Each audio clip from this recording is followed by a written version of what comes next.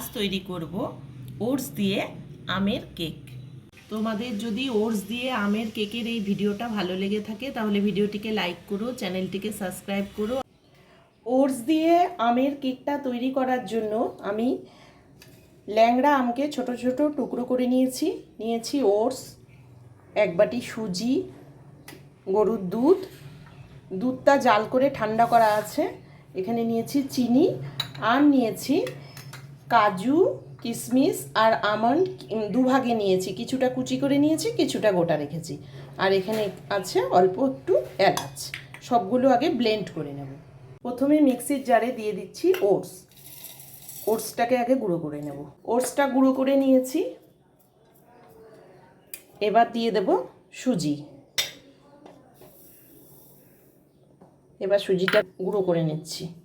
সুজিটাও গুঁড়ো করে নিলাম, দিয়ে দিচ্ছি। এবার আম আর চিনিটা একসাথে ব্লেন্ড করে নেব।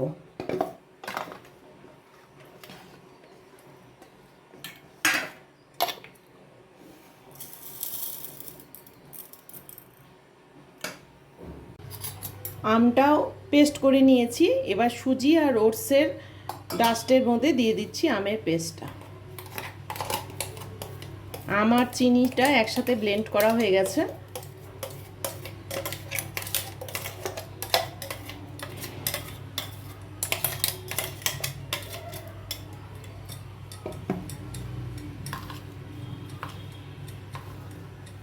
মাখাবো আর অল্প অল্প করে দুধ দেব, যতটা লাগে সেই পরিমাণে দুধ দিতে হবে। একবারেই সব দুধ দেব না, অল্প অল্প করে দেব, কারণ সুজিটা ফুলবে। সমস্ত উপকরণ একসাথে করে নিয়ে আমি ভালো করে ব্লেন্ড করে নিচ্ছি। সব শেষে দিয়ে দিচ্ছি একটু রিফাইন তেল।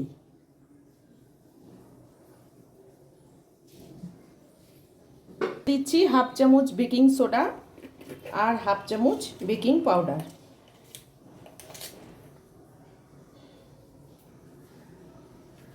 এবারে সব একসাথে করে আরেকটু মিশিয়ে নেব। এখন আমি একটা পাত্র নিয়ে এর মধ্যে দিয়ে দিচ্ছি সামান্য একটু রিফাইন তেল। তেলটা ভালো করে মাখিয়ে নিয়ে একটু ময়দা ছড়িয়ে দেব।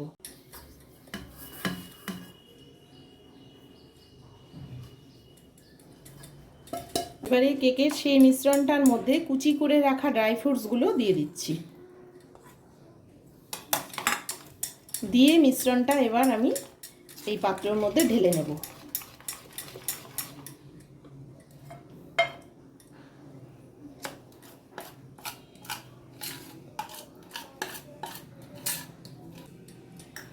সব শেষে বাটিটাকে একটু ট্যাপ করে দিতে হয় যাতে ভিতরে কোনো বাবলস না থাকে। এবার একটা পুরনো কড়াই বসিয়ে নিয়ে কিছুটা লবণ গরম করে নিয়েছি, এর মধ্যে আমি এখন পাত্রটা বসিয়ে দেব। পাত্রটা আস্তে করে কড়াইয়ের ভিতরে বসিয়ে দিচ্ছি। বসিয়ে হাই হিটে 10 মিনিট ঢেকে দেব।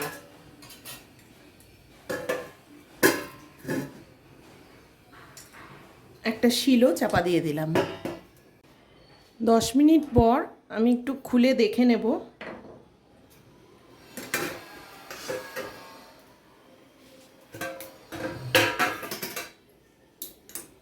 কেকটা অনেকটাই জমে এসেছে। এর উপর দিয়ে এবার আমি ড্রাই ফ্রুটসগুলো দিয়ে দেব। একদম আগে ড্রাই ফ্রুটসগুলো দিলে তলায় ঢুকে যেত, এটা কিছুক্ষণ হওয়ার পরে উপরে দিলে এবার উপরে ভেসে থাকবে। সমস্ত ড্রাই ফ্রুটস দেওয়া হয়ে গেছে। এখন 30 মিনিটের জন্য আবার ঢেকে দেব। এবারে আঁচটা আমি মিডিয়াম করে দেব। এবারে 30 মিনিট পর আমি শিলটা নামিয়ে আবারও দেখে নেব কেমন হয়েছে।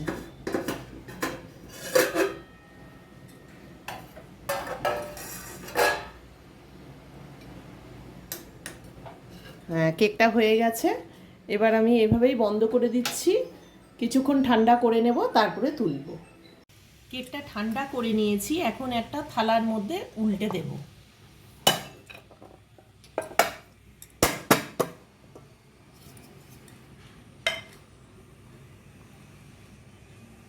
এই যে দেখো এইভাবে। এবার আমি একটু কেটে দেখাচ্ছি।